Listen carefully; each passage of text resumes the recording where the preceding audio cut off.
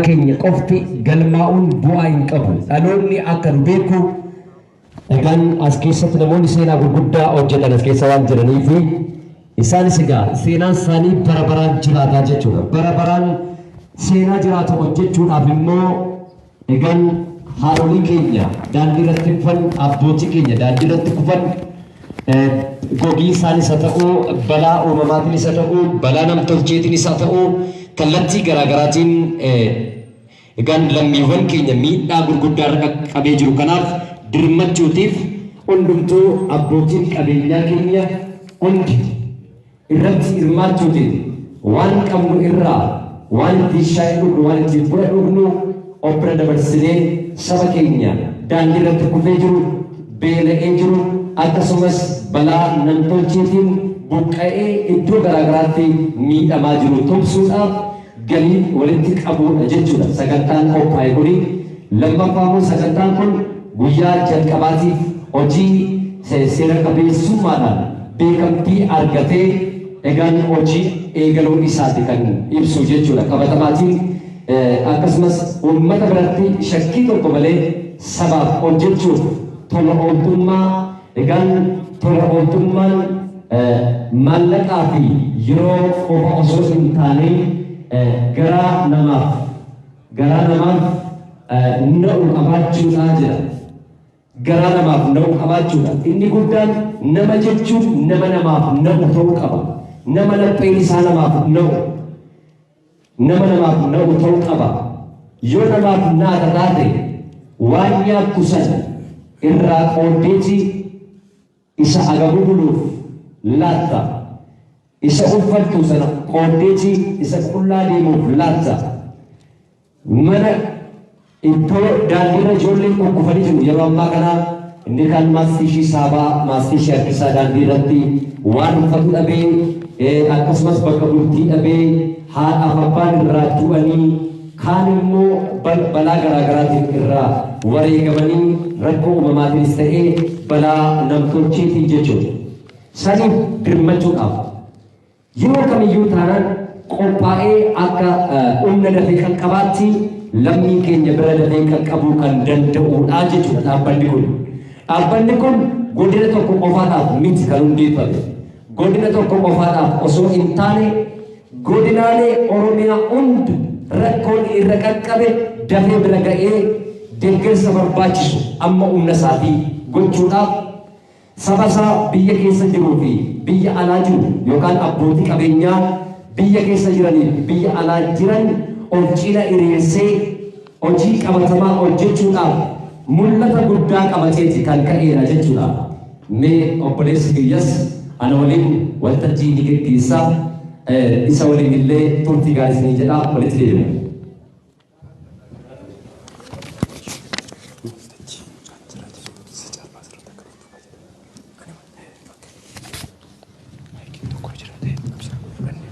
Sehingga sagantaa caalbaasii irratti walitti deebinaa.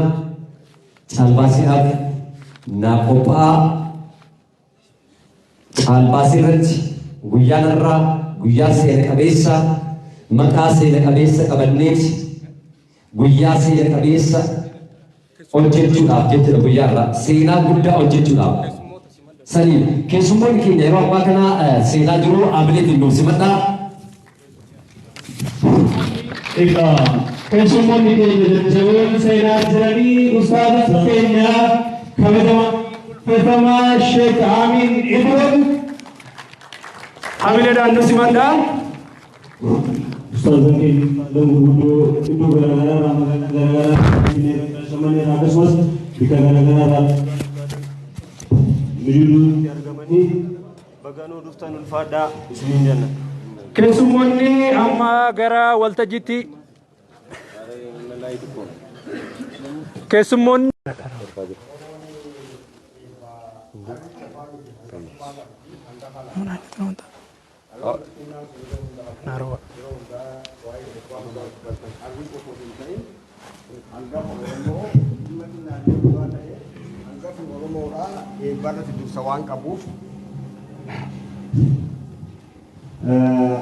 hangafa bultii kennamaa Oromoo festival irratti hangafaa eenyu jedhamee gaafatamee dursite nama tokko kana lammata jiraate warri gadaadhaa eebba keessatti dursa qabanii dursa kennamaa fi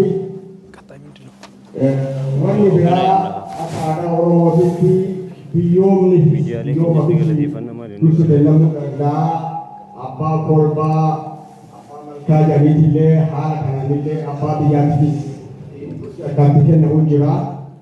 Kanaafuu Oromummaatti deebi'uudhaa yaadii godhu keessatti abboonni keenya dhufan waan abboonni keenya safeeffatanii fi eeggatan dhaloota kanatti dabarsuu waan qabnuuf kanaafan dursee waa'ee eebbaa seenuu dura haal duree eebbaa irratti eeggachuu qabnuu fi beekuu qabnu maal akka ta'e dhaloota kana dabarsuudha yaada kana kaasee amma akka jirrutti umriidhanis ta'ee hangafummaa Oromootiinis ta'e waan hundaanuu dursan dhabumatti fakkaataa nama oofeessitanii nan eebbisa. Waaqni nagaan nu oolcha nagaan nu haa bulchu. Daafii sababii nu haa oolchu. Izaagora nu haa oolchu. Dogoggora nu haa oolchu. Dhaabbata kanaan abba tola ooltummaadhaa kana dhaaba siyaasa karaa biyyaa damma keessatti namni gara hawaasatti jallataa hawaasni ilaalcha siyaasatiin addaan nama qoodu nama ilaalcha adda addaa qabutu walitti dhufee waan gaarii waan tolaa waliin hojjeta namni ilaalcha baay'ee qabaatee siyaasa qabaatee nama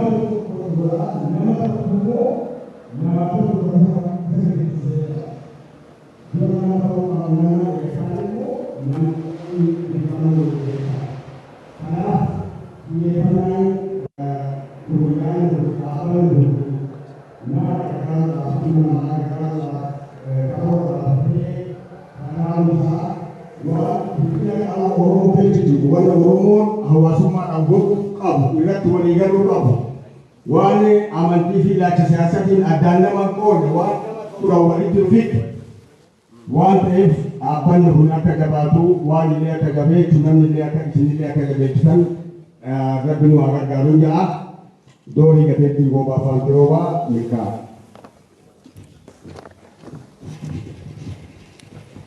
Wanto jira. Namni hundaa dhufee hojii salphina keenya. Miidiyaalee galateeffannaa. Kana kan ta'eef maal nu jira? Nama asa hundatti kennita. Maaliif wanti kagasii jeeqee jira. Nama asa hundatti kennita. Asumarraa adda haasoo hedduun si bira jira. Amma naa kennitti. Irratti qabu. Isaan kadhatan hundaayyuu ati ol nu fuudhi. Rabbi akka nu hanqifne atitti nu dabarsa.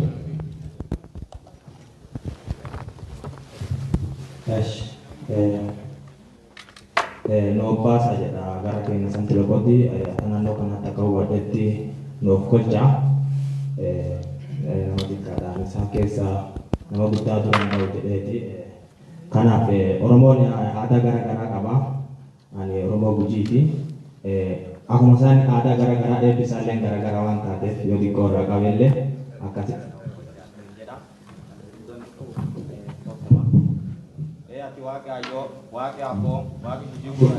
Ati nu dhage dhageetti nu hawwa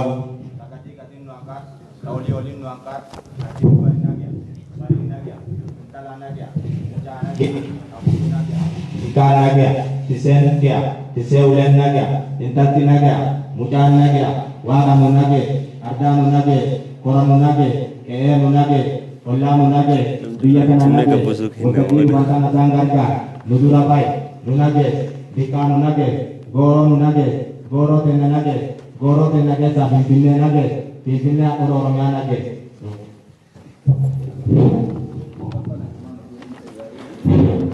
Gurguddoonni keenya gara iddoo keessanitti nu deebitan. Egaa eebbine uffataadhaa wakka jirratti lammata ta'uudha. Asumaanani ergaa tokko dabarsuu jechuu barbaade. Egaa Oromoo biratti Oromoon amma gara Oromummaatti deebi'uudhaaf yaadii godhaa jira. Karaan nu baasus, karaan nu tokkoomsus, karaan nu jabeessus, karaan nu namoomsus, karaan fayyaalicha nu godhus karaa Oromoo maleedhaa akka hin taane Oromoon hubatee jira.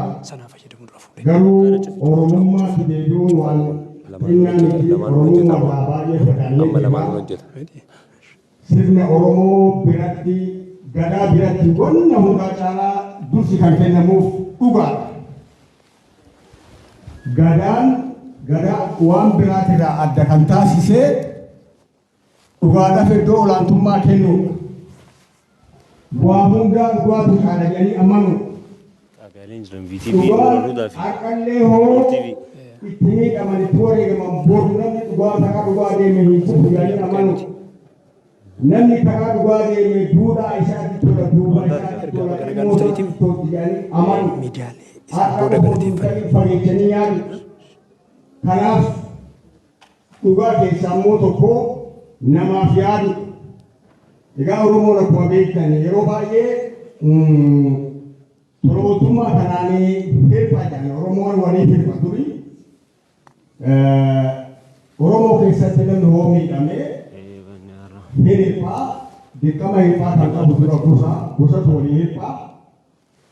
Namni tokko gosa keessa tokkaa miidhamee karaa irratti hin bahu kadhatu itti gaafatama nama rakkataa sanii kan bahu qabu gosa dhimma sanii firma gargaarsi sunii tola ooltummaa waliin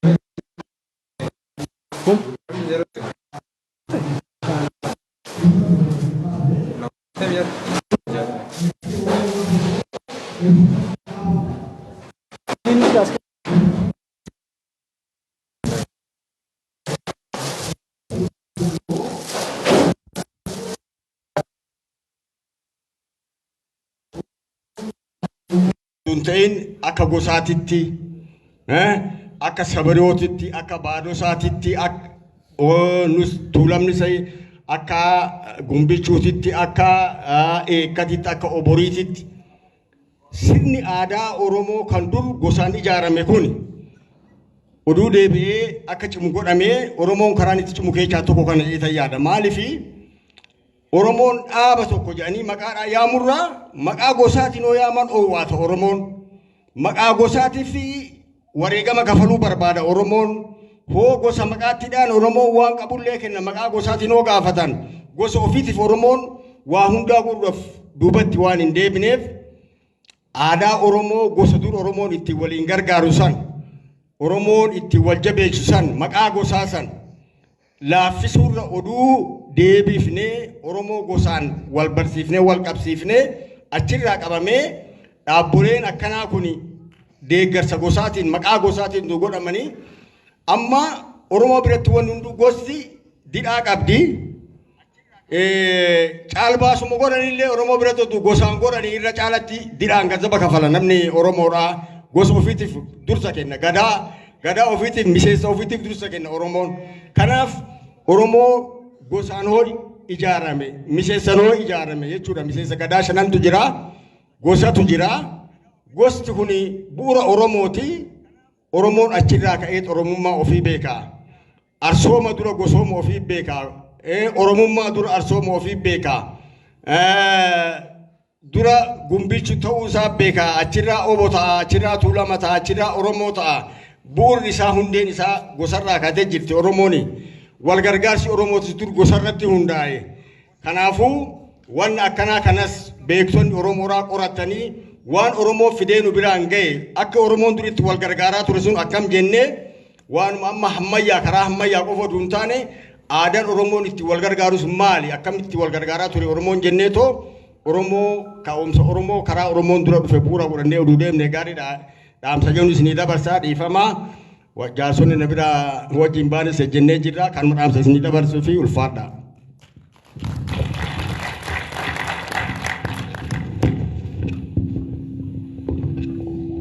Egaa obbo Maammoon dhaamsa guddaa nu dabarsanii jiranii manguddoonni keenya gara iddoo isaaniitti akka nu deebi'an hamileedhaan nu gaggeessaa. Hamilee itti xiqqaataa hamilee.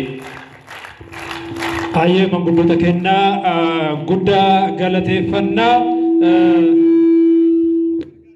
Akkuma beekamu Oromoon sagantaa isaa eebbaan banaa guyyaa har'aa dhaabbanni tola ooltummaa aanolee guyyaa hawaasaan itti wal baruu fi guyyaa hundeeffamuu isaa ifaan ifatti labsatudha.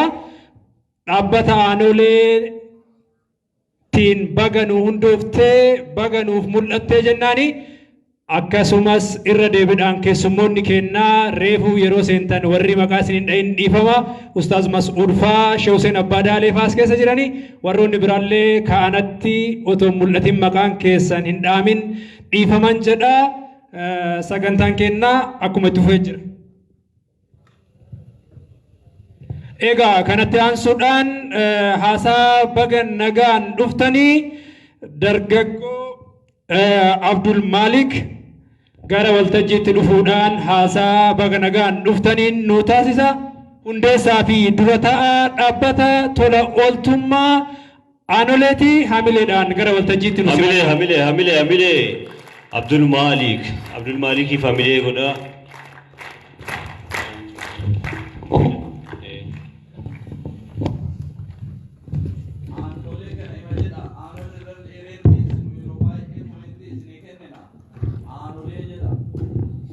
Okay, galatooma kabajamtoota hooggantoota mootummaa sadarkaalee garaagaraa irraa dhuftan, kabajamtoota hayyoota keenyaa kallattii garaagaraa irraa dhuftan, kabajamtoota abbootii amantaa, kabajamtoota abbootii gadaa, kabajamtoota miseensota keenyaa, deeggartoota fi keessummoota kallattii garaagaraa irraa sagantaa kana irratti argamtan anaa dhufu baga nagaan dhuftan isiniin jedha maqaa kootii fi maqaa dhaabbata tola ooltummaa aanoleetiin. Kanatti aansuudhaan sagantaan keenya nuti si waliin qabnu waa'ee tola ooltummaati. Waa'een tola ooltummaa kun hawaasa keenyaaf waan haarawaa miti. Haaluma kanaan mootummaan keenyas hojii tola ooltummaatiif xiyyeeffannoo guddoo fi xiyyeeffannoo olaanaa kennuudhaan halkanii guyyaa hojjetaa kan jiruu fi hojjechuuf kan karoorfatedha. Nutis kanumaan wal qabatee hawaasa keenya irraa dhalanne namoota muraasa taanee wannuma xinnoo qabnu irraa deeggaraa turre.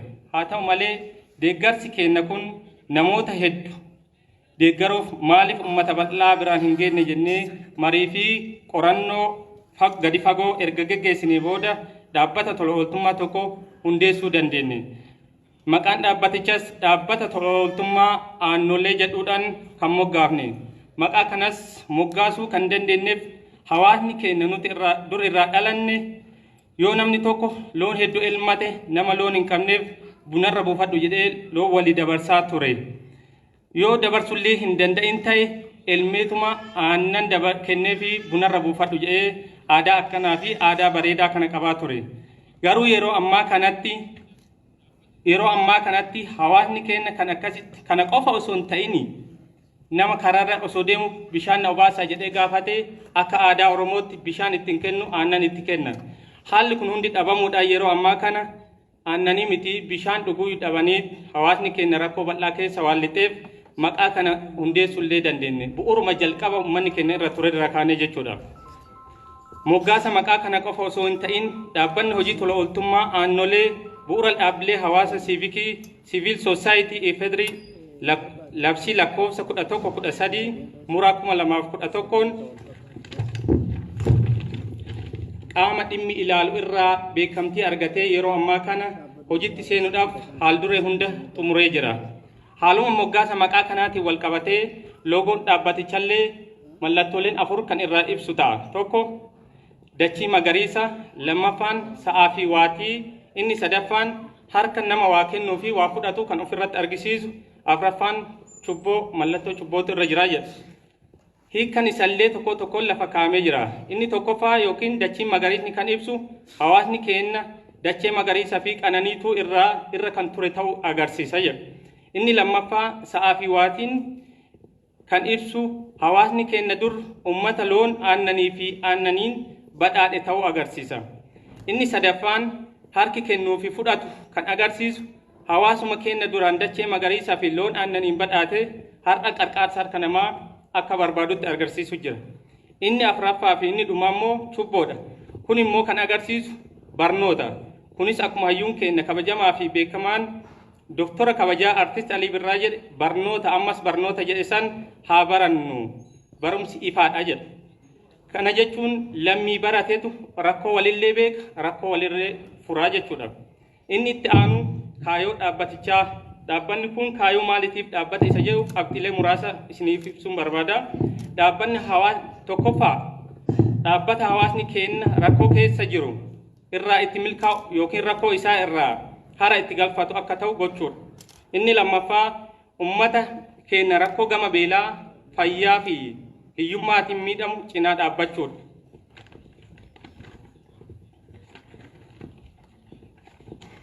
Qabxiin sadaffaa miidhaa balaa tasaa uumamaa fi namtolchee jireenya hawaasaa yoo gaaga'ame hawaasa miidhame cinaa dhaabbachuun tumsa namoomaa gochuudha.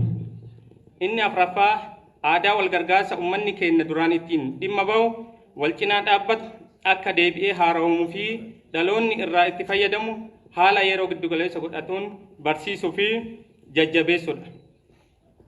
Inni itti aanu hanga humni nu hayyametti beelaa nyaachisuu kan daare uffisuu fi dhiibamaa akka yaalamu qarqaaru qofa osoo hin taane bu'uuraalee misooma hawaasaa keenya faayidaa irratti dalaguu fi uummata keenya cinaa dhaabbachuudha. Walumaa galatti mul'anni keenya hawaasa keenya deeggarsa namoomaa barbaadaniif namoota dhuunfaa ta'e dhaabbilee mootummaa miti mootummaa kanneen deeggarsa namoomaatiif karaa banaa godhanii fi hojiilee namoomaa irratti hojjetan waliin ta'uudhaan hiyyummaa diinagdee fayyaa fi wallaala irraa hawaasa bilisa ta'e arguudha jedha. Galatoomaa haasawa qotilee isinitti dheeressee naaf kolchaa'edha. Kallattii maan kan isinii affeeruu barbaadu keessummaa kabajaa qabnaa waajjira kantiibaa bulchiinsa magaalaa Adaamaatti irraa obbo Suleymaan Raggaasaa kallattii maan gara waltajjii affeeruu fedha.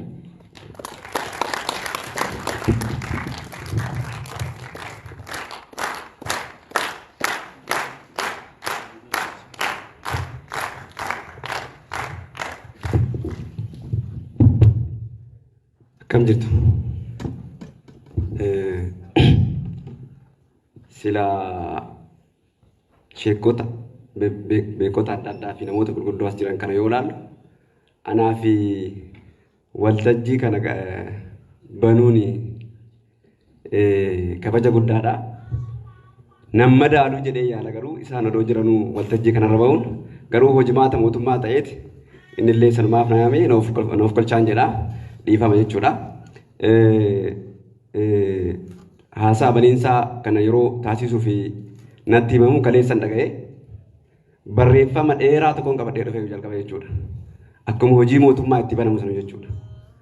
Wanta jiru amma yoo ilaalu immoo barreeffama san asitti dubbisuu fi yeroo fixuun barbaadu waan ta'eef waanuma lamaan sadeen takkan jedha jechuudha.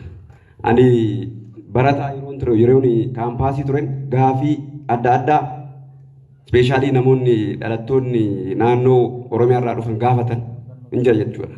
Hin beekama waan ta'eef Oromoon yoo muummicha ministeeraa ta'aa jedhee gaafatama ture. Gaafii diinagdee jechuudha. Akka tasaa ta'ee yeroo tokko nama aangoorra jiru guddaa tokko qunnameen gaafii akkanaa gaafadhe jechuudha. Dhuunfaadhaan. Deebinaa deebifame maal ture? Nu asiin geenyee jirraa. Kanaaf immoo isinitti fixaa. Ammallee mucaa kana ijaan hin beeka malee gocha isaa yaada isaa tanaan dura hin beeku ture dhugaa dubbachuuf yoo ta'e. Yaadni inni qabatee dhufe sun yoo qaaman ilaallu kan ga'u san hin caala waan ta'eef yaada guddaadha. Mootummaan keenya jedhanii jecha kana xiqqoo jabeessuuf yaalanii wanti baay'ee wannoo nama jedhu hin barbaachisu aanulee jedhanii yoo dubbisanillee rakkoon qaba jechuudha. Uumaa rakkoon qabu. Hin beekna waan ta'eef sheekonni as jiranis jiraatan magaalaa kanallee hin beeka. Miidhamtoota akkasii jedhanii gargaarsa adda addaa yeroo dhaabbanni tola ooltummaa aanoolee akkuma hoogganaan dhaabbata keenyaa isiniif ibsetti maqaa aanoolee fi aanoolee jidduu garaagarummaan ni jira. Kana ibsa isaa keessatti adda baafattan jennee abdii qabna.